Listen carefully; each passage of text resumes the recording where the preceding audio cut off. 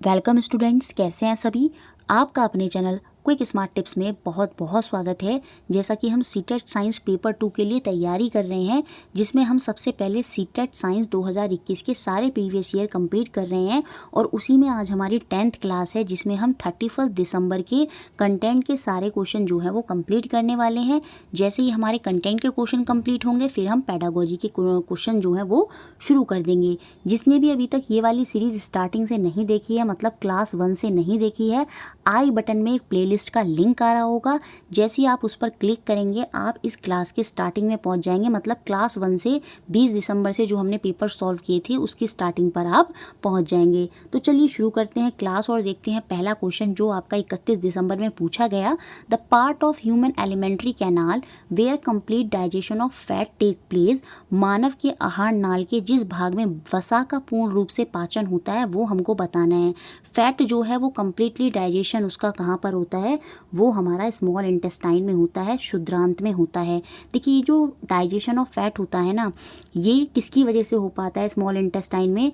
जो bile juice होता है, बाइल जूस होता है जिसे आपका गैल ब्लैडर जो है वो स्टोर करके रखता है। बाइल जूस मतलब पित्तरस, जिसको स्टोर कौन करता है? पित्ताशय स्टोर करता है।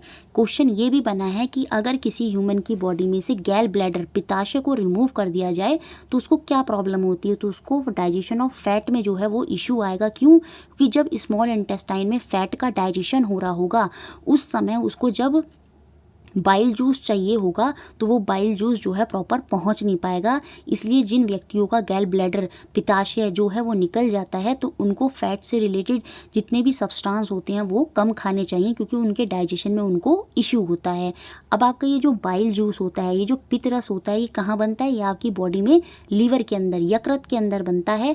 और बनने के बाद ये थोड़े टाइम के लिए कहाँ स्टोर होता है? वो आपके पित्ताशय, गैल ब्लैडर में स्टोर होता है। और गैल ब्लैडर इसको फर्दर, जब फैट का डाइजेशन हो रहा होता है स्मॉल इंटेस्टाइन में, वहां पर ये उसको भेजता है और ये डाइजेशन में मदद करता है आपका बाइल जूस। देखिए कितना लंबा प्रोसेस है, और ये क्वेश्चन बना है इसलिए मैंने इसको पूरा एक्सप्लेन किया है। ये गैल ब्लैडर से संबंधित भी क्वेश्चन बना है, और यही क्वेश्चन बना था कि गैल ब्लैडर निकाल दिया जाए तो क्या प्रॉब्लम होती है? फैट के डाइजेशन में उनको इशू आने लगता है। फैट वाले कंटेंट उन लोगों को कम लेने चाहिए। बाकी आपका कंप्लीट डाइजेशन कहाँ होता है? वो स्मॉल इंटेस्टाइन में होता है, शुद्रांत में होता है। नेक्स्ट क्वेश्चन देखते हैं, question number 2। Read the following statement and choose the correct response. नीचे दिए गए कथनों को पढ़िए और सही विकल्प का चयन कीजिए। असर्शन, अभिकथन हमको क्या दिया यहाँ पर? Sound travel faster in water than in air. बिल्कुल सही बात है। अब यहाँ पर समझेंगे, ध्वनि जो साउंड होती है ना, वो सॉलिड में सबसे ज़्यादा तेज जाती है, उसके बाद लिक्विड में और सबसे कम गैस में। ठीक है, सॉलिड में सबसे ज़्यादा साउंड ट्रैवल क्यों करती है? क्योंकि जो सॉलिड होता है ना, ठोस होता है ना, उसमें जो कण होते हैं, जो मॉलिक्यूल होते हैं, वो बहुत पास पास होते हैं। वो वाइब्रेशन को क्या करते हैं? वाइब्रेशन की जो एनर्जी होती है उसको एक मॉलिक्यूल से दूसरे मॉलिक्यूल में बहुत जल्दी जल्दी ट्रांसफ़र कर देते हैं। अब लिक्विड में वो थोड़े दूर होते हैं मॉलिक्यूल, और गैस में तो बहुत दूर होते हैं। तो इसलिए जो साउंड की वाइब्रेशन है वो भी इसी तरह से घटता चला जाता है। सॉलिड में क्या होता है? साउंड का वाइब्रेशन जल्दी जल्दी पास होता है, तो सॉलिड में जो साउंड है ना, वो वेव्स जो है ना वो आसानी से ट्रैवल कर जाती हैं, तो वहाँ पर वो बहुत फास्ट होती हैं। लिक्विड में थोड़ा कम और गैस में तो बहुत ही कम। इसलिए ये भी कहा जाता है, एक क्वेश्चन ऐसे भी बनता है कि एक व्यक्ति है, खड़ा हुआ है और ट्रेन आने वाली है, तो उसको एयर के माध्यम से ट्रेन की जो आवाज़ है वो जल्दी सुनाई देगी, या अगर वो अपना कान की पटरी पर अगर अपना वो कान लगा लेगा तब ज़्यादा सुनाई देगी? कान की पटरी पर जब वो पटरी पर अपना कान लगा लेगा तो वहाँ पर क्या होगा ना, वो सॉलिड है, तो सॉलिड में उसको साउंड जो है वो जल्दी सुनाई दे जाएगी एज़ कम्पेयर टू एयर। तो अगर वो कान लगा लेगा अगर वहाँ पर, तो उसको साउंड जो है वो जल्दी सुनाई दे जाएगी। तो सॉलिड में साउंड सबसे ज़्यादा होती है, लिक्विड में थोड़ी कम और गैस में सबसे कम। ये बात आपको अब समझ में आ गई होगी। तो ये वाली जो असर्शन है, ये जो अभिकथन है, ये बिल्कुल सही है कि साउंड जो है वो फास्टर ट्रैवल करती है वाटर में देन इन एयर। जल की अपेक्षा वायु में ध्वनि अधिक तेजी से गति करती है। यहाँ पर हिंदी में देखिए गलत लिख रखा है, यहाँ पर होना चाहिए वायु। वायु की अपेक्षा जल में ध्वनि जो है वो अधिक तेजी से जो है वो गमन करती है। अब जिन बच्चों ने यहाँ पर हिंदी वाले ऑप्शन देखा होगा, उनका ये क्वेश्चन गलत हो गया होगा। ये गलतियाँ सीटेट ने की हैं, और क्योंकि इतने दिन पेपर हुए तो बच्चे ऑब्जेक्शन कर ही नहीं पाए सही से, तो ये भी यहाँ पर देखिए हिंदी और इंग्लिश में गड़बड़ लिख रखा है। बाकी रीज़न क्या दिया है, कारण इसके पीछे क्या दिया है कि rigidity of medium impact the speed of sound. बिल्कुल, जो माध्यम की दृढ़ता है वो ध्वनि की चाल प्रभावित करती है कि माध्यम कितना रिजिड है। अगर वो ठोस है तो साउंड वहाँ पर ज़्यादा होगी, और अगर वो ठोस नहीं है तो साउंड कम होगी, और इसी वजह से पानी में जो है साउंड वो ज़्यादा फास्ट ट्रैवल कर रही है एज़ कम्पेयर टू एयर। तो ये इसका करेक्ट एक्सप्लेनेशन भी दे रहा है यहाँ पर जो रीज़न दिया है। तो both A and R are correct, and R is the correct explanation of A. R जो है यहाँ पर वो ए की सही से व्याख्यान भी कर रहा है कि साउंड वाटर में क्यों फास्टर जा रही है। रीज़न उसके पीछे यही है कि रिजिडिटी जो होती है, जो दृढ़ता होती है, वो मीडियम को इम्पैक्ट करती है। ठीक है, नेक्स्ट क्वेश्चन देखते हैं, question number 3। Caterpillar silkworm secret fibre made of. Caterpillar जो होता है, रेशम का जो कीट होता है, जिस पदार्थ के बने रेशों का स्त्राव करता है वह है, देखिए वह सीक्रेट करता है प्रोटीन, और वही प्रोटीन क्या बना लेता है, अपने ऊपर लार्वा की कोटिंग कर लेता है। तो याद रखिए वही लार्वा को फिर हम निकाल लेते हैं, और वो क्या सीक्रेट करता है, वो फाइबर क्या होता है, वो फाइबर बना होता है किसका, प्रोटीन का बना होता है। तो ऑप्शन नंबर 1 जो है वो यहाँ पर बिल्कुल सही हो जाएगा। नेक्स्ट क्वेश्चन, ये भी 2019 में 2011 और 2019 के जो प्रीवियस ईयर कराए थे उनमें आप देखेंगे तो ये क्वेश्चन मिल जाएगा, कहीं प्रीवियस ईयर में ये क्वेश्चन भी बना है। Sometimes we get muscle cramp after exercise, it is because. कभी कभी अत्यधिक व्यायाम करने के बाद हमारी पेशियों में ऐंठन आ जाती है, इसका कारण क्या है। अब देखिए यहाँ पर मैं एक चीज़ बोल रही हूँ, प्रीवियस ईयर, यहाँ पर हम सॉल्व कर रहे हैं 2021 के, और ये जब 2021 के क्वेश्चंस बने तो इनमें भी 2019 तक के जो प्रीवियस ईयर कराए थे वहाँ से क्वेश्चन आए थे, तो ये वहीं से क्वेश्चन लिया गया है, रिपीट कर दिया एज इट इज़। देखिए हमारी बॉडी के अंदर एरोबिक रेस्पिरेशन होता है, 2 तरह के श्वसन होते हैं, एक होता है वायवीय श्वसन और एक होता है अवायवीय श्वसन, अनएरोबिक रेस्पिरेशन। एरोबिक रेस्पिरेशन के मतलब ऑक्सीजन की प्रेजेंस में जो रेस्पिरेशन होता है, अनएरोबिक रेस्पिरेशन जो ऑक्सीजन की प्रेजेंस में नहीं होता। अब हमको तो ऑक्सीजन चाहिए, तो हम कैसा रेस्पिरेशन कर रहे हैं, एरोबिक रेस्पिरेशन कर रहे हैं। लेकिन जब हम कभी कभी एक्सरसाइज करते हैं तो हमको मसल्स क्रैम्प आने लगते हैं, क्यों कि उस समय हम अनएरोबिक रेस्पिरेशन करना शुरू कर देते हैं। तभी तो बोलते हैं क्या कि सांस जो है लंबी लंबी लें, ताकि हम ज़्यादा से ज़्यादा ऑक्सीजन ले सकें, क्योंकि उस टाइम हम जो है काम कर रहे हैं बिना ऑक्सीजन की प्रेजेंस में, जितना ऑक्सीजन हमको चाहिए वो मिल नहीं पा रहा है। तो उस समय कौन सा रेस्पिरेशन होना शुरू हो जाता है, अवायवीय श्वसन हो जाता है। अनएरोबिक रेस्पिरेशन जो है वो टेक प्लेस करता है, और जिसकी वजह से लैक्टिक एसिड जो है वो प्रोड्यूस होता है, और उसी लैक्टिक एसिड की वजह से जो आपकी मसल्स होती हैं, जो पेशियां होती हैं, उनमें ऐंठन आने लगती है, मतलब कपकपाहट होने लगती है, और साथ में एनर्जी जो है वो भी आपकी प्रोड्यूस होती है। तो ऑप्शन नंबर 3 यहाँ पर जो है बिल्कुल सही हो जाएगा। अवायवीय श्वसन होता है, लैक्टिक एसिड जो है, अम्ल जो है वो आता है, और साथ में ऊर्जा भी उत्पन्न होती है। मसल क्रैम्प आपको आने लगेंगे जब आप आप सीढ़ियों से चढ़ते हुए जाएंगे बहुत ऊपर तक, तो आपके जो वो पैर हैं वो कपकपाने लगते हैं, वो मसल्स वहाँ पर क्रैम्प आती हैं। वो इसी वजह से होता है क्योंकि वहाँ पर अनएरोबिक रेस्पिरेशन शुरू हो जाता है, लैक्टिक एसिड बनता है, जिसकी वजह से आपको मसल्स क्रैम्प आते हैं। इसलिए लंबे लंबे ज़्यादा से ज़्यादा ऑक्सीजन लें जब हम एक्सरसाइज कर रहे होते हैं, यही हमको सलाह दी जाती है। नेक्स्ट क्वेश्चन देखते हैं, question number 5। The correctly describing statement about the arteries in human heart is। मानव हृदय में धमनियों के विषय में सही वर्णन करने वाला कथन हमको यहाँ पर बताना है। हमारी बॉडी के अंदर होता है क्या, ब्लड, रक्त, और वो रक्त हमारा किसके अंदर बहता है, वेसल्स के अंदर, नलियों के अंदर। और नलियाँ हमारी 2 तरह की होती हैं, एक होती है हमारी आर्टरीज और एक होती है हमारी वेन्स। आर्टरीज को हिंदी में बोलते हैं धमनी, वेन्स को हिंदी में बोलते हैं शिरा। अब देखिए हमारी बॉडी में रक्त जाता है, ब्लड जाता है, तो जो ले जाने का काम करती हैं, और ले जाने के लिए एक स्पीड चाहिए, एक प्रेशर चाहिए। वो प्रेशर कौन देता है, वो प्रेशर देता है हमारा हार्ट, हमारा हृदय। हमारा हार्ट क्या करता है, ब्लड को पंप करता है, ये ब्लड को एक स्पीड प्रदान करता है ताकि वो सारी बॉडी में जा सके और फिर वापस भी आता है। जब ये बॉडी में जाता है तो वो ब्लड क्या होता है, ऑक्सीजनेटेड ब्लड होता है, मतलब उसमें ऑक्सीजन ज़्यादा होता है। वो हमारी बॉडी के हर पार्ट में जाता है, जहाँ जहाँ सभी जगह हमको ब्लड की ज़रूरत होती है। तो ये ले जाने का काम हार्ट से हमारी बॉडी तक ले जाने का काम कौन सी नलियाँ करती हैं, वो हमारी आर्टरीज़ करती हैं, वो हमारी धमनियाँ करती हैं।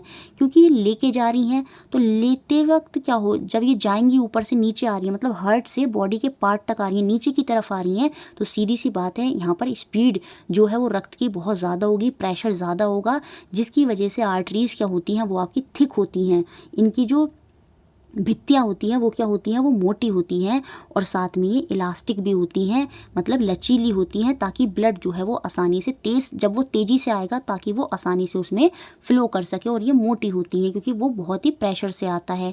इनके अंदर वाल्व्स जो हैं वो नहीं होती।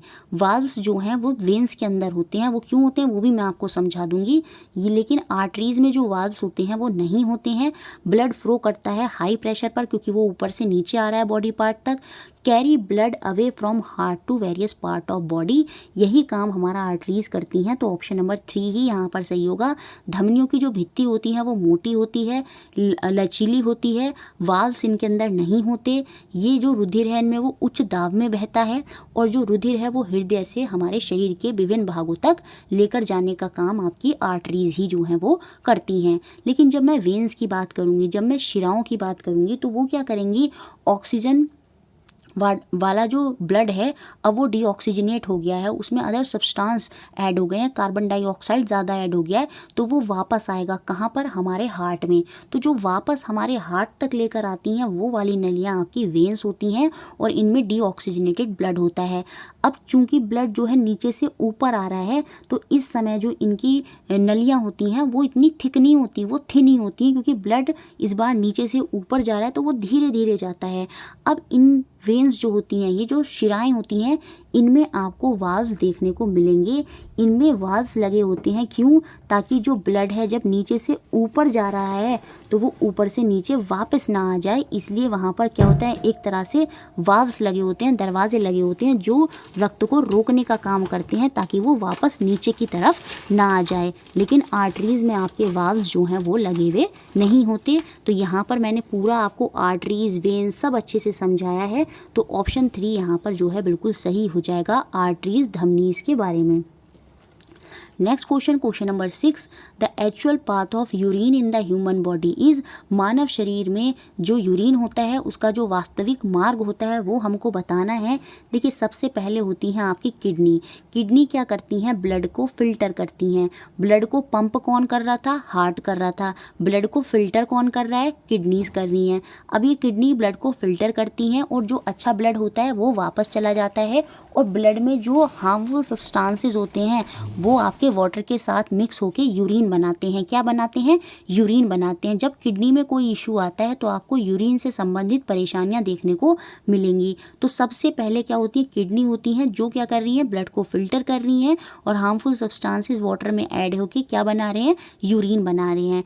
अब ये किडनीज किससे अटैच होती हैं, आपकी ये यूरेटर से। ये जो आपकी यूरेटर ट्यूब्स होती हैं एक तरह की, इनसे अटैच होती हैं। तो उसके बाद आपका ये जो यूरिन है वो यूरेटर से होते हुए आपके यूरिनरी ब्लैडर में जाएगा, जहाँ पर जो यूरिन है वो जाकर स्टोर हो जाएगा, कहाँ, यूरिनरी ब्लैडर में। और यूरिनरी ब्लैडर के नीचे इसकी ओपनिंग होती है जिसे हम यूरेथ्रा बोलते हैं, और वहाँ से जो आपका ये होता है यूरिन होता है वो आपका बाहर निकल जाता है। तो सही सीक्वेंस यहाँ पर क्या होगा, ऑप्शन नंबर 3। सबसे पहले आपकी किडनी होती हैं, फिर आपकी वो ट्यूब्स होती हैं, 2 ट्यूब्स होती हैं, उनको हम क्या बोलते हैं, यूरेटर्स बोलते हैं। और इन ट्यूब के नीचे होता है आपका यूरिनरी ब्लैडर, जहाँ पर ये यूरिन स्टोर होता है, और वहाँ पर नीचे की तरफ एक ओपनिंग होती है जिसे हम यूरेथ्रा बोलते हैं। उसके माध्यम से ये जो यूरिन है, यूरिन जो होता है वो बॉडी के बाहर निकल जाता है। तो ऑप्शन नंबर 3 यहाँ पर बिल्कुल सही।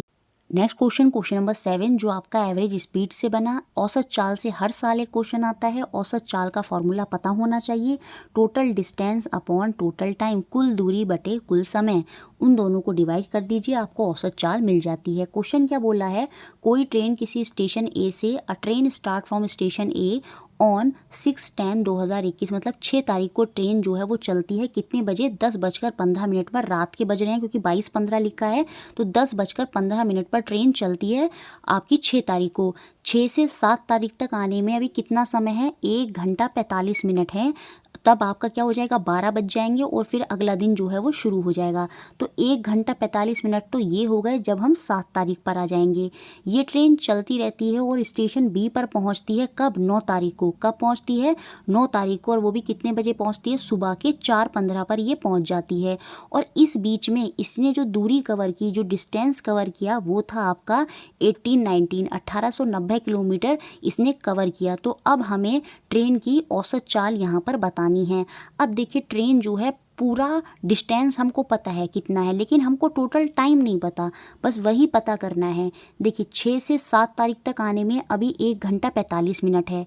7 से 8 तारीख पर आऊँगी मैं और 8 से 9 तारीख पर आऊँगी। इस बीच में 24 घंटे के 2 लैप आ जाएंगे, मतलब 24 × 2, तो यहाँ पर ये हो गए 48 घंटे ये आपके। मतलब 6 से, क्योंकि 6 तारीख में चली थी रात को 10:15 पर, तो पहले मैंने तो 1 घंटा 45 मिनट वो कवर कर ली जो मैं 7 तारीख पर आ गई। फिर 7 से 8 तक चली ट्रेन 8 तारीख तक, और फिर 8 से 9 तारीख तक ट्रेन चली। तो 2 दिन का कितना हो गया आपका 48 घंटे। 9 तारीख जब शुरू हो गई रात के 12 बजे के बाद से, फिर अगले 4 घंटे 15 मिनट और ट्रेन चली है। उसके बाद जो है वो ट्रेन आपकी जो है डेस्टिनेशन पर पहुंच गई है। तो बाद में 9 तारीख के बाद भी 4 घंटे 15 मिनट जो हैं वो मुझे और ऐड करने होंगे। तो कुल मिलाकर 1 घंटा 45 मिनट, 48 घंटे और 4 घंटे 15 मिनट, इन सब को मुझे ऐड करना है और मैं अपने टोटल टाइम पर पहुंच जाऊंगी। 1 घंटा 45 मिनट में अगर मैं ये 4 घंटे 45 मिनट ऐड कर लूँ तो यहाँ पर मेरे मिल जाएंगे कितने, 6 घंटे मुझे यहाँ पर देखने को मिल जाएंगे। अब इस 6 घंटे में मुझे 48 घंटे और ऐड करने हैं। तो जब मैं इसमें ऐड करूँगी तो ये मेरा बन जाएगा आपका कितना, 54 घंटे। तो कुल मिलाकर उस ट्रेन ने कितना टाइम लिया, 54 आवर जो है वो उसने। तो यहाँ पर अब हम क्या करेंगे, एवरेज स्पीड जो है वो निकाल लेंगे और वो क्या हो जाएगी, total distance upon total time. यहाँ पर हम इसको 9 से कट कर लेंगे। 9 6 ज़ा 54, 9 2 ज़ा 18, 9 1 ज़ा 9, 0 का 0 ऐसे आ जाएगा। अब हम इसको 6 से कट कर लेंगे। 6 3 ज़ा क्या हो जाता है आपका 18 हो जाता है, यहाँ से 3 बचेगा। 6 5 ज़ा 30। तो फाइनली जो हमें अपनी एवरेज स्पीड मिलेगी वो मिल जाएगी 35 किलोमीटर पर आवर। तो ये हमारा यहाँ पर क्या हो जाएगा, आपका आंसर हो जाएगा। नेक्स्ट क्वेश्चन देखते हैं, क्वेश्चन नंबर 8 जो एग्जाम में पूछा गया। कंसीडर द फ्लोइंग स्टेटमेंट, और यहाँ पर हमें सही कथन पर पहुँचना है। 4 कथन में हमें बताने हैं कौन कौन से कथन, यहाँ पर कौन कौन से स्टेटमेंट बिल्कुल सही हैं। Convex mirror always form a virtual and diminished image. अभी पीछे इससे पहले जब मैंने क्लास कराई थी तो वहाँ पर आपको बताया था जो कॉन्वेक्स मिरर होता है, उत्तल दर्पण होता है, उसमें सदैव हमेशा ही कैसी इमेज बनती है, वर्चुअल आभासी इमेज बनती है और हमेशा ही छोटा प्रतिबिंब बनता है। ये बात आप याद रख लीजिएगा। 2 तरह के मिरर होते हैं, एक आपका कॉनकेव मिरर होता है और एक आपका कॉन्वेक्स मिरर होता है। कॉनकेव मिरर में दोनों तरह की इमेज बनती है, डिमिनिश्ड भी बनती है और इमेज मैग्नीफाइड भी बनती है, और जो इमेज होती है वो रियल भी होती है और वर्चुअल भी होती है। लेकिन कॉन्वेक्स, जब मैं उत्तल दर्पण की बात करती हूँ तो उसमें इमेज हमेशा ही आभासी होती है, वर्चुअल होती है, मतलब स्क्रीन के पीछे होती है और हमेशा ही छोटी बनती है, डिमिनिश्ड बनती है। तो ये कथन तो यहाँ पर, ये स्टेटमेंट तो बिल्कुल सही है। उसके बाद अगर हम कॉनकेव लेंस की बात करें तो उसमें भी बिल्कुल ऐसा ही होता है, वर्चुअल और डिमिनिश्ड इमेज हमको देखने को मिलती है। ए और बी यहाँ पर दोनों के दोनों बिल्कुल सही हैं। अब यहाँ पर देखिए याद रखना है, जो काम कॉन्वेक्स मिरर करता है सेम वही काम कॉनकेव लेंस करता है। ये बात दिमाग में रट लीजिए, पिछली बार भी मैंने ये चीज़ रटवाई थी कि जो काम उत्तल दर्पण करता है वही काम अवतल लेंस करता है। तो ध्यान में रखेंगे बिल्कुल, जो काम कॉन्वेक्स मिरर करता है वही काम कॉनकेव लेंस करता है। तो ये दोनों ही पॉइंट यहाँ पर क्या हो गए, अब सही हो गए। अब बात हो रही है कॉनकेव मिरर की, अवतल दर्पण की। इसमें real diminished as well as virtual diminished image बनती है। देखिए जब रियल बनती है तो डिमिनिश्ड होती है, दूर जाने पर इमेज जो है वो रियल हो जाती है, वास्तविक हो जाती है, मतलब किसी पर्दे पर या किसी स्क्रीन पर हम उसे प्राप्त कर सकते हैं, लेकिन वो छोटी भी होती है, बात सही है। लेकिन जब वर्चुअल होती है, मतलब जब वो आभासी होती है तो उस केस में इमेज डिमिनिश्ड नहीं होती, वो पास आने पर होती है। बहुत पास आने पर कॉनकेव मिरर में इमेज जो है वो आपकी वर्चुअल हो जाती है, वो आपकी आभासी हो जाती है, और उस केस में इमेज आपकी डिमिनिश्ड नहीं रहती, वो बहुत बड़ी हो जाती है, मैग्नीफाइड हो जाती है। तो ये सी वाला पॉइंट जो है यहाँ पर गलत दे रखा है, और जब ए बी सही है और सी गलत है तो इसका मतलब ये आपका ऑप्शन 3 जो है यहाँ पर बिल्कुल सही हो जाएगा, ओनली ए एंड बी। बाकी हम ये भी देख लेते हैं कॉन्वेक्स लेंस। कॉन्वेक्स लेंस भी बिल्कुल वही काम करेगा जो आपका कॉनकेव मिरर करता है। जो काम कॉनकेव मिरर करता है वो काम कॉन्वेक्स लेंस करता है, मतलब दोनों लेंस और मिरर के अपोजिट एक सा काम करते हैं। अब इसमें क्या बोल रहा है, a convex lens while using a magnifier take a real and magnified image. अभी मैंने समझाया था मैग्नीफाइड इमेज कब बनती है, बड़ा प्रतिबिंब कब बनता है, जब इमेज रियल नहीं होगी, क्या होगी, वर्चुअल होगी। क्या होगी, वर्चुअल होगी। देखिए जैसे यहाँ पर वर्चुअल था, वर्चुअल के साथ अगर मैग्नीफाइड लिखा होता तब ऑप्शन सी सही हो जाता, लेकिन उन्होंने वर्चुअल के साथ डिमिनिश लिख दिया और यहाँ पर रियल के साथ मैग्नीफाइड लिख दिया। इसी वजह से सी और डी क्या हो गए, आपके गलत हो गए। ए और बी बिल्कुल सही है। 32 थ्योरी की क्लासेस हैं, जिन्होंने अभी तक स्टार्टिंग से तैयारी नहीं की है, आई बटन में प्लेलिस्ट का लिंक आ रहा होगा। 32 क्लासेस देखें, उनमें मैंने ये चैप्टर कराया है लेंस मिरर वाला, पूरी चीज़ें अच्छे से समझाई हैं, तो उनको सबको समझ लें। लेंस मिरर से क्वेश्चन आना ही आना है। देखिए ये क्वेश्चन वही कर पाए होंगे जिन्होंने थ्योरी अच्छे से पढ़ी होगी, और ये चीज़ें मैंने आपको बहुत ही अच्छे से कराई हैं और अभी भी मैं आपको अच्छे से ही कराऊंगी। चैनल से जुड़े रहना है बस। और आपको वीडियो अच्छी लगती है तो प्लीज़ मैम के मोटिवेशन के लिए लाइक कर दिया करें और ज़्यादा से ज़्यादा लोगों तक वीडियो को शेयर करें। नेक्स्ट क्वेश्चन जो एग्जाम में बना, consider the following statement about biodiversity. जैव विविधता के जो कथन है वो हमको पढ़ने हैं, और यहाँ पर हमें फिर से जो सही कथन है वो यहाँ पर बताना है। It refer to only the fauna found in a particular area. यह केवल किसी विशेष क्षेत्र में पाए जाने वाले जंतु, जीव जंतु जो होते हैं, जिनमें प्राणी जात जो होती हैं, जो फौना होती है, उनको रिप्रेजेंट करती है, नहीं। देखिए जैव विविधता क्या होती है, जैसे हमारे आसपास की सारी वस्तुएं, चाहे प्लांट हों, एनिमल हों, अलग अलग तरह के लोग हों, सब क्या हैं, बायोडाइवर्सिटी के अंदर जाती है, जैव विविधता के अंदर आ जाती हैं। अब ये बोल रहे हैं क्या, इट रिफर टू ओनली फोना, ये खाली जंतु वर्ग को रिप्रेजेंट थोड़ी करती है, ये तो फ्लोरा प्लांट को भी रिप्रेजेंट करती है। तो ये वाला पॉइंट तो हमारा क्या हो गया, गलत हो गया।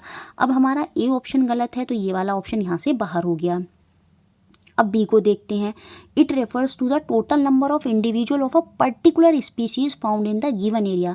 जब भी बात पर्टिकुलर स्पीसीज की होती है तो वो आपकी एंडेमिक स्पीसीज होती हैं, ना कि बायोडाइवर्सिटी होती हैं। तो ये वाला पॉइंट भी यहाँ पर गलत हो गया, क्योंकि बायोडाइवर्सिटी जैव विविधता में तो सब आते हैं, कोई पर्टिकुलर स्पीसीज नहीं आएगी, कोई विशेष प्रजाति नहीं आएगी। तो इसी वजह से ये वाला ऑप्शन भी गलत हो गया, बी गलत हो गया, तो ये भी बाहर हो गया। अब देखते हैं क्या सी और डी दोनों सही हैं या दोनों में से कोई एक सही है।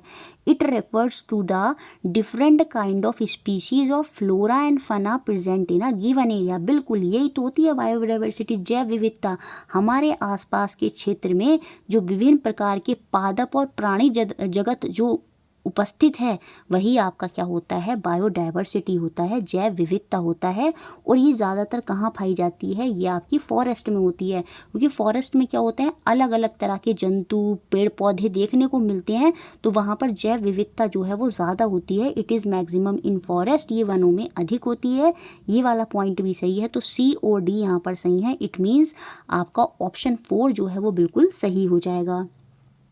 Next question, question number 10, consider the following statement related to the cell and choose the incorrect option. देखिए अभी हम पीछे 2 क्वेश्चनों में करेक्ट देख रहे थे, यहाँ पर हमें बताना है कि कौन सा कथन गलत है। चलिए देखते हैं। Shapes of the cell are specifically related with function. कोशिका की आकृति विभिन्न रूप से उनके कार्यों से संबंधित होती है, ये बात बिल्कुल सही है। जैसे जो आपका नर्व सेल होता है वो उसमें आपको एक्सॉन देखने को मिलता है और इस तरह से डेंड्राइट्स देखने को मिलते हैं। आपने देखा होगा स्ट्रक्चर, ये क्या होता है, ये आपका एक्सॉन होता है, ये डेंड्राइट्स होते हैं। तो ये ब्रांच सेल होता है। अब इनमें क्या होता है, एक ब्रांच दूसरे से कनेक्ट होती है, मतलब एक जो सेल है वो दूसरे से कनेक्ट होता है। तो जो इनकी शेप होती है ना, बिल्कुल वो इनके फंक्शन को डिफाइन करती है। जैसे रेड ब्लड सेल होते हैं वो डिस्क जैसे होते हैं, इस तरह से कुछ इस तरह के होंगे। डिस्क जैसे इसलिए होते हैं ताकि वो ज़्यादा से ज़्यादा अपने अंदर ऑक्सीजन ले सकें। और कुछ इस तरह के भी होते हैं आपके बाइकॉनकेव होते हैं। कैसे होते हैं मैं दिखा देती हूँ। इस तरह से रेड ब्लड सेल आपके बाइकॉनकेव भी होते हैं। ये इसलिए होते हैं ताकि वो जो छोटी से छोटी नलियाँ हैं उनमें भी आराम से निकल जाएं। तो जो इनकी शेप है वो इनके फंक्शन को डिफाइन करती है। ये वाली बात जो है बिल्कुल सही होती है। बॉडी के अंदर सेल होते हैं, सेल की शेप अलग अलग होती है। जैसे हमारे रेड ब्लड सेल होते हैं वो डिस्क जैसे होते हैं, बाइकॉनकेव होते हैं। हमारे नर्व सेल जो होते हैं वो ब्रांच होते हैं। हमारे मसल सेल जो होते हैं वो स्पिंडल होते हैं, वो चपटे होते हैं। तो सेल होते हैं अलग अलग, उनकी शेप होती है, लेकिन शेप उनके फंक्शन से जो है वो संबंधित होती है। ये बात यहाँ पर सही है। लेकिन हमें क्वेश्चन में बताना क्या है, जो गलत कथन है।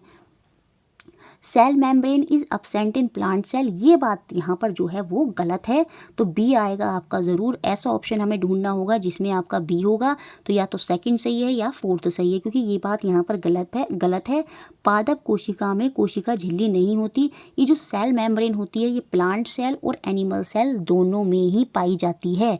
लेकिन जो सेल वॉल होती है, जो कोशिका भित्ति होती है, जो सेल वॉल होती है, वो केवल बैक्टीरिया और प्लांट सेल में ही पाई जाती है। तो cell wall is present in bacteria, जीवाणुओं में कोशिका भित्ति उपस्थित होती है। ये बात यहाँ पर बिल्कुल सही है, लेकिन हमें गलत कथन बताना है। तो इसका मतलब बी और डी गलत हो जाएगा। ऑप्शन नंबर सेकंड जो है वो यहाँ पर सही होगा। Neuron exhibit spindle shape, neuron में ज़्यादातर जो होती है वो स्पिंडल शेप नहीं होती, इन्हें हम क्या बोलते हैं, ब्रांच, लॉन्ग ब्रांच्ड शेप बोलते हैं। तो ये पॉइंट भी यहाँ पर गलत हो गया। तो हमें गलत पॉइंट्स ही बताने थे, तो बी और डी जो है वो गलत है। इट मीन्स ऑप्शन सेकंड यहाँ पर सही है। नेक्स्ट क्वेश्चन देखते हैं, क्वेश्चन नंबर 11 जो एग्जाम में पूछा गया। Which of the following is correct statement regarding photosynthesis and respiration in plant, निम्नलिखित में से कौन सा कथन पौधों में प्रकाश संश्लेषण और श्वसन के संदर्भ में सही है। ये भी 2019 तक के जो प्रीवियस ईयर एक ही क्लास में कराए थे, आप देखेंगे तो मिलेगा आपको ये कि ये भी रिपीट क्वेश्चन है। अब आपको इतनी बात पता होनी चाहिए कि जो फोटोसिंथेसिस है वो सन की प्रेजेंस में होता है, मतलब वो डे टाइम में होता है। लेकिन जो रेस्पिरेशन होता है, जो श्वसन होता है, जैसे हम मनुष्य 24 घंटे रेस्पिरेशन करते हैं, सेम ऐसे ही प्लांट को भी 24 घंटे रेस्पिरेशन करना होता है। तो रेस्पिरेशन डे और नाइट दोनों समय होता है, लेकिन फोटोसिंथेसिस केवल दिन के समय ही होता है। अब हमें ऐसा ही ऑप्शन ढूंढना है और ऐसा ऑप्शन हमको मिल जाएगा option number 3, respiration take place during day and night. जो श्वसन की क्रिया है वो रात और दिन दोनों समय होती है, जबकि प्रकाश संश्लेषण फोटोसिंथेसिस केवल दिन के समय होता है, डे के टाइम होता है। तो ऑप्शन नंबर 3 यहाँ पर सही हो जाएगा। बाकी सारे ऑप्शन जो है बिल्कुल गलत दे रखे हैं। Both take place in plant during day, बिल्कुल गलत। Both take place during day and night, आपका जो फोटोसिंथेसिस है वो नाइट में होता ही नहीं है, ठीक है। और आपका जो सेम ऐसे ही बोला कि रेस्पिरेशन जो है खाली दिन के समय होता है, नहीं, वो आपका नाइट में भी होता है। रेस्पिरेशन नाइट में होता है जबकि फोटोसिंथेसिस ड्यूरिंग डे होता है, ये बात भी गलत है। मैंने अभी बताया कि रेस्पिरेशन जो है वो डे और नाइट 24 घंटे होता है, जैसे हम करते हैं सेम ऐसे प्लांट करते हैं। तो इस संदर्भ में आपका ऑप्शन नंबर 3 जो है वो बिल्कुल सही हो जाएगा। Next question, question number 12, disease से क्वेश्चन आया, प्रीवियस ईयर से ही उठा के क्वेश्चन पूछा गया है। बहुत अच्छे से प्रीवियस ईयर देख कर जाएंगे 2021 के और 2011 से 2019 के, तो आपका 70% काम हो जाएगा। बाकी 32 क्लासेस जो हैं स्टार्टिंग से बिगनिंग से देखनी है। डिस्क्रिप्शन बॉक्स में लिंक मिल जाएगा। अगर किसी को नहीं मिल रहा है थ्योरी की क्लासेस का लिंक, तो वो कमेंट में पूछ सकता है मुझसे, मैं पर्टिकुलर उसको कमेंट कर दूंगी। और बाकी आप मैम को इंस्टाग्राम पर भी फॉलो कर सकते हैं, शिल्पी चौधरी लांबा। शिल्पी चौधरी लांबा से आप मैम को फॉलो कर सकते हैं इंस्टाग्राम पर। 490+ जो है वो फॉलोअर हैं, तो वहाँ पर आप फॉलो कर सकते हैं। बहुत से स्टूडेंट ऐड हैं वहाँ पर भी, वो भी कोई पर्टिकुलर इशू होता है तो मुझसे वहाँ पर पूछ लेते हैं इंस्टाग्राम पर, ठीक है। तो आप वहाँ पर भी फॉलो कर सकते हैं। क्वेश्चन क्या है, कंसिडर द फ्लोइंग स्टेटमेंट, और यहाँ पर हमें सही कथन बताना है इन चारों को पढ़कर कि इनमें से कौन कौन से जो स्टेटमेंट हैं वो करेक्ट हैं। डिजीजेज लाइक डायसेंट्री, जिसे हम डायरिया के फॉर्म में बोलते हैं, and malaria are bacterial disease. देखिए जो मलेरिया होता है वो हम पढ़ते हैं कि वो बैक्टीरिया से नहीं, वो प्रोटोजोआ से होता है, तो ये ऑप्शन तो यहाँ पर गलत हो जाएगा। ये जो डायसेंट्री है, ये जो डायरिया होता है, ये आपका बैक्टीरिया से भी हो जाता है, ये पैरासाइट से भी हो जाता है, तो यहाँ पर अभी हम क्या मानेंगे कि पहला ऑप्शन क्या है वो बिल्कुल गलत है, क्योंकि मलेरिया वाली बात जो है वो यहाँ पर बिल्कुल गलत है। इसके बाद टाइफाइड और आपका ट्यूबरक्लोसिस, जिसे हम टीबी बोलते हैं, आर कॉज्ड बाय प्रोटोजोआ, ये बात भी यहाँ पर गलत हो जाएगी। टाइफाइड जो है वो बैक्टीरिया से होता है। कौन से बैक्टीरिया से होता है? सैल्मोनेला टाइफी नामक बैक्टीरिया से होता है। जबकि अगर मैं ट्यूबरक्लोसिस टीबी की बात करूं तो ये भी बैक्टीरिया से होता है, और ये होता है आपका माइकोबैक्टीरियम ट्यूबरक्लोसिस से। किससे? माइकोबैक्टीरियम ट्यूबरक्लोसिस से। ये भी पूछे जा सकते हैं कि टाइफाइड किससे होता है? सैल्मोनेला टाइफी से, और ट्यूबरक्लोसिस माइकोबैक्टीरियम ट्यूबरक्लोसिस से होता है। तो ये हमारे बैक्टीरिया से होते हैं, ना कि प्रोटोजोआ से। तो ए और बी दोनों ऑप्शन ही गलत हैं। अब ए और बी दोनों ऑप्शन गलत हैं तो ये दोनों ऑप्शन तो बाहर हो गए। अब देखते हैं अगले ऑप्शन। इन्फ्लुएंजा, जो खांसी जुकाम वगैरह होती है।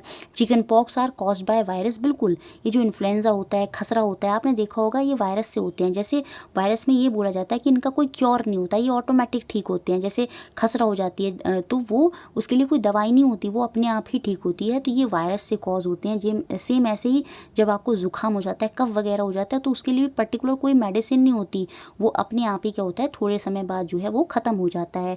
तो पोलियो और जो ज़्यादातर कफ होते हैं वो वायरल डिजीज़ होती है, ये बात भी यहाँ पर सही होती है।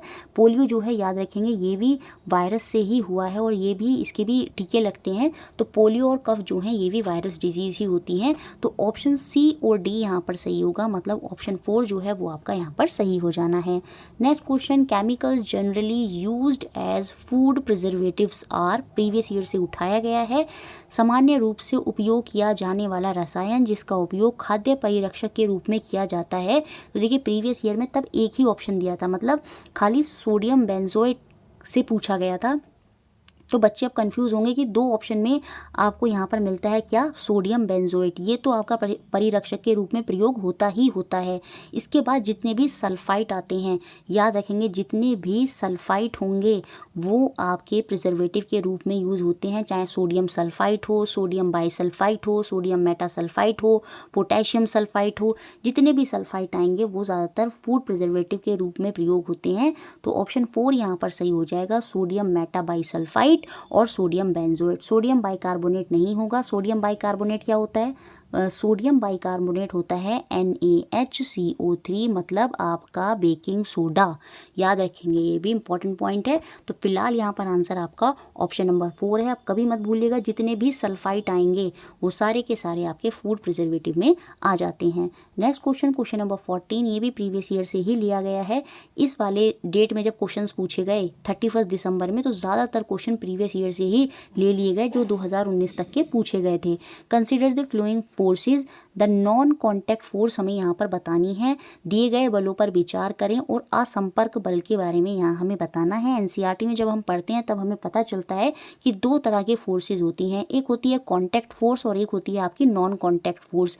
कॉन्टैक्ट फोर्स वो होती है जब दो फोर्स एक दूसरे के कॉन्टैक्ट में आती हैं तभी वो वर्क करती हैं। जैसे कोई ग्लास सपोज रखा है ना, और इसी ग्लास को मुझे उठाना है, तो ऐसा थोड़ी कि दूर से ग्लास उठ जाएगा। मैं क्या करूँगी, अपना हैंड लेकर जाऊँगी, तो हैंड से मैंने क्या करा, मस्कुलर फोर्स लगाई, तब ये ग्लास क्या हुआ, उठा। मतलब दोनों चीज़ें एक दूसरे के क्या आई, कांटेक्ट में आई। तो इस तरह के फोर्सेस क्या होते हैं, कांटेक्ट फोर्स होते हैं। इसमें आपकी मस्कुलर फोर्स आ जाती है, फ्रिक्शनल फोर्स आ जाती है, जो घर्षण बल होता है। ये तभी कार्य करता है जब दो वस्तुएं एक दूसरे के कांटेक्ट में आती हैं।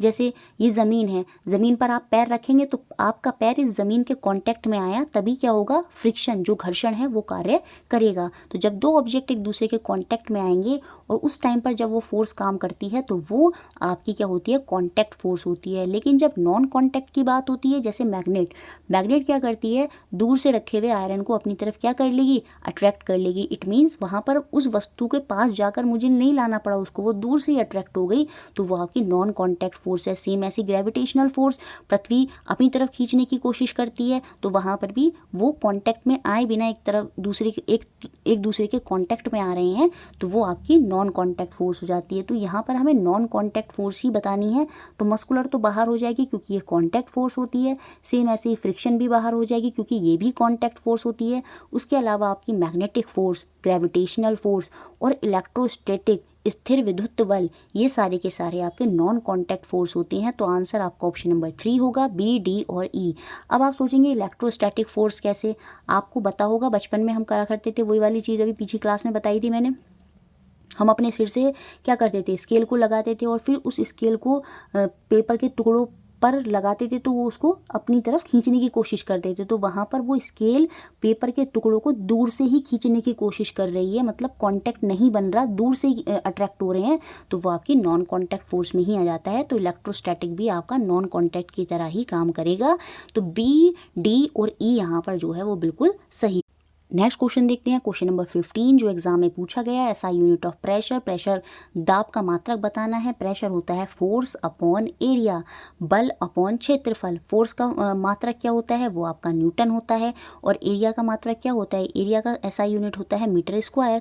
तो आपका आंसर हो जाएगा न्यूटन पर मीटर स्क्वायर, मतलब ऑप्शन नंबर 4 यहाँ पर बिल्कुल सही हो जाएगा, न्यूटन पर metre square. Next question, question number 16, ये इलेक्ट्रोस्टैटिक फोर्स से क्वेश्चन बन गया।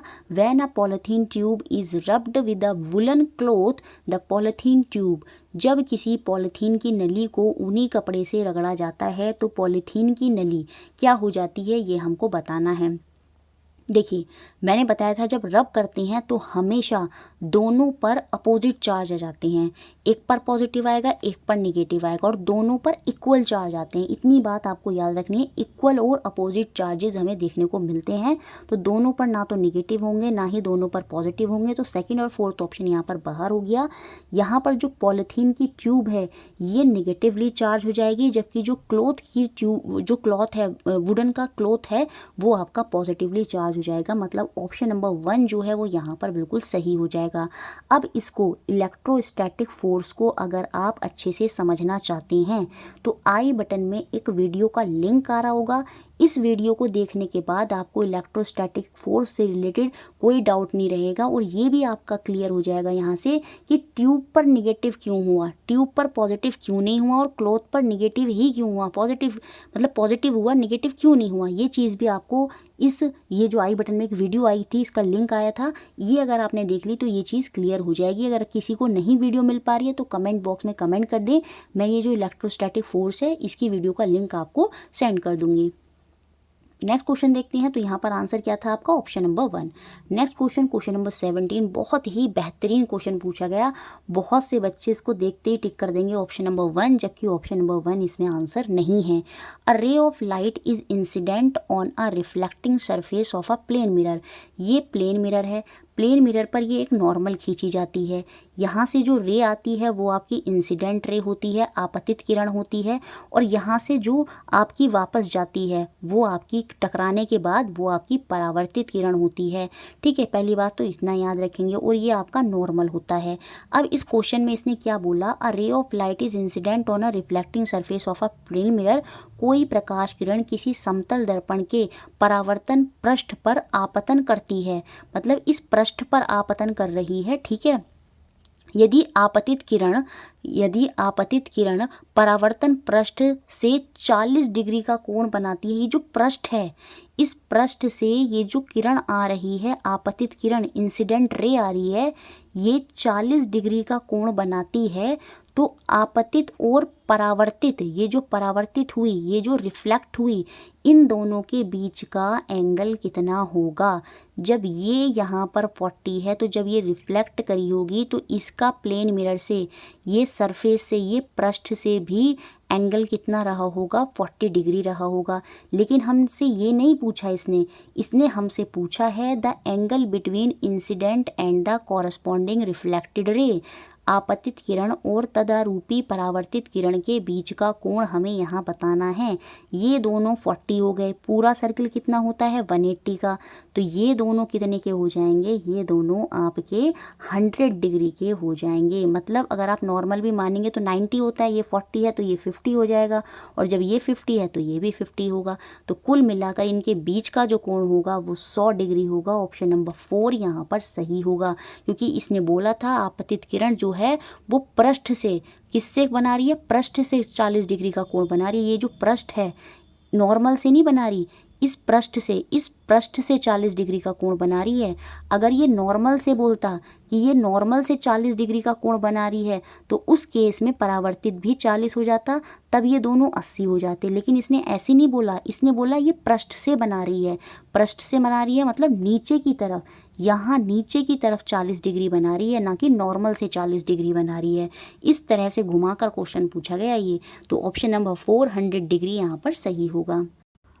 नेक्स्ट क्वेश्चन देखते हैं, क्वेश्चन नंबर 18 जो आपका एग्जाम में पूछा गया। Read the following statement and choose correct option. कथन को पढ़ें, सही विकल्प पर हमें यहाँ पर पहुँचना है। एक असर्शन दिए है, एक अभिकथन दिया है और उसके दो कारण दिए हैं, यहाँ पर दो रीजन दिए हैं R1 और R2। बताया किसके बारे में गया है, वीनस के बारे में, शुक्र के बारे में। Venus show phases like moon from earth when observe from earth. जब हम अर्थ से क्या करते हैं, वीनस को, शुक्र को देखते हैं तो ये चंद्रमा के भांति कलाएं दर्शाता है। क्या ये बात सही है? हाँ, बिल्कुल ऐसा होता है। जब हम वीनस को अर्थ से देखेंगे, पृथ्वी से जब हम शुक्र को देखेंगे तो इसमें हमें चंद्रमा के भांति कलाएं जो होती हैं, जो फेसेस होते हैं, जैसे मून में 7 फेसेस होते हैं, वही फेसेस हमें इसमें दिखाई देते हैं। अब उसके पीछे ये असर्शन तो सही है। अब हमें देखना है कि रीज़न 1 रीज़न 2 दोनों सही हैं और कौन इसकी सही व्याख्यान कर रहा है।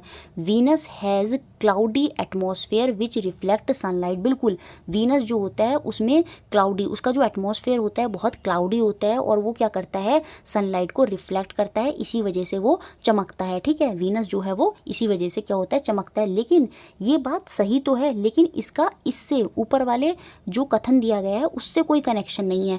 रीज़न तो सही है लेकिन इसका ऊपर वाले ए से, असर्शन से कोई कनेक्शन नहीं है। अब असर्शन से कनेक्शन बैठ रहा है दूसरे उसमें, Venus rotate on its axis from east to west. इसी वजह से क्या होता है, हमें मून की तरह फेसेस दिखाई देते हैं जब हम इसे अर्थ पे से देखते हैं। देखिए, दो एकमात्र ऐसे प्लैनेट होते हैं अपने सोलर सिस्टम में जो ईस्ट टू वेस्ट रोटेट करते हैं, पूरब से पश्चिम अपने एक्सिस पर घूर्ण करते हैं। वो दो प्लैनेट कौन कौन से हैं, एक आपका वीनस होता है और एक आपका यूरेनस होता है। बाकी जितने अदर प्लैनेट हैं, चाहे अर्थ हो, जुपिटर हो, सैटर्न हो, वो सारे के सारे अपने एक्सिस पर वेस्ट टू ईस्ट रोटेट करते हैं। कैसे रोटेट करते हैं, वेस्ट टू ईस्ट रोटेट करते हैं, जबकि वीनस और यूरेनस ईस्ट टू वेस्ट करते हैं। और इसी वजह से क्या होता है, वीनस में जब हम उसको देखते हैं तो हमें फेसेस जो है वो दिखाई देते हैं। तो यहाँ पर कौन सा ऑप्शन सही होगा, R1 और R2 दोनों की दोनों क्या है, सही हैं। सारे ऑप्शन में लिखा है R1 और R2 दो हैं, वो बिल्कुल सही हैं। और यहाँ पर ये जो R2 है ये इस असर्शन की सही व्याख्यान कर रहा है। तो ऑप्शन नंबर 2 यहाँ पर सही होगा। R1 R2 are true but R2 is correct explanation for A. इसी वजह से हमें उसके फेसेस दिखाई देते हैं। क्यों? क्योंकि ये ईस्ट टू वेस्ट जो है वो रोटेट करता है। तो ऑप्शन 2 यहाँ पर सही हो गया। Next question, question number 19। On a winter morning while walking barefooted we feel that the marble floor is cold as compared to the wooden floor. This is because the marble floor। सर्दियों में प्राय नंगे पांव चलते समय हमें यह अनुभव होता है कि लकड़ी के फर्श की तुलना में मार्बल का जो फर्श होता है वो अधिक ठंडा होता है। इसका कारण यह है कि मार्बल का फर्श जो होता है वो गुड कंडक्टर ऑफ हीट होता है देन द वुडन फ्लोर। वो हीट को, जो जितने अच्छा गुड कंडक्टर होगा हीट का, वो उतनी ही तेज़ी से अपने अंदर हीट जो है वो बाहर निकाल देता है। इसी वजह से वो जो मार्बल होता है वो ठंडा हो जाता है। लेकिन वुडन फ्लोर क्या करता है, अपने अंदर से हीट का ट्रांसफ़र जो है वो नहीं करा पाएगा और इसी वजह से क्या होगा, वुडन फ्लोर जो है वो ठंडा नहीं हो पाता, जबकि जो मार्बल है वो ठंडा कर देता है क्योंकि वो अपने अंदर से हीट का फ्लो करा देता है, गुड कंडक्टर होता है। आपने देखा होगा अगर आप खाली मार्बल पर खड़े होकर कोई इलेक्ट्रिसिटी का वर्क करेंगे तो आपको करंट लग जाएगा, जबकि वुडन फ्लोर से नहीं लगता। तो सेम ऐसे ही क्योंकि मार्बल फ्लोर जो है वो गुड कंडक्टर होता है हीट का, जबकि वुडन ऐसा नहीं होता। तो ऑप्शन नंबर सेकंड यहाँ पर सही होगा। लकड़ी के फर्श की तुलना में ऊष्मा का अच्छा चालक है। जो फर्श है वो अच्छा चालक होता है, गुड कंडक्टर होता है। और जो गुड कंडक्टर होंगे वो अपने जितना ज़्यादा हीट को वो अपने अंदर लेंगे उतना ही वो क्या करेंगे, उसको बाहर निकालेंगे, और इसकी वजह से क्या हो जाता है, वहाँ पर ठंडक हो जाती है। जैसे इवेपोरेशन में होता है हमारी बॉडी में, जैसे पसीना निकलता है तो उसके बाद बॉडी ठंडी हो जाती है ना, सेम ऐसे ही मार्बल के सरफेस पे भी होता है। जब वो हीट पास होती है और उसके बाद जब वो निकलती है तो वो क्या करती है, मार्बल को ठंडा कर देती है। ठीक है, इस तरह का प्रोसेस वहाँ पर होता है और इसी वजह से मार्बल जो है वो ठंडा हो जाता है। लाइक करें और चैनल से जुड़े रहें।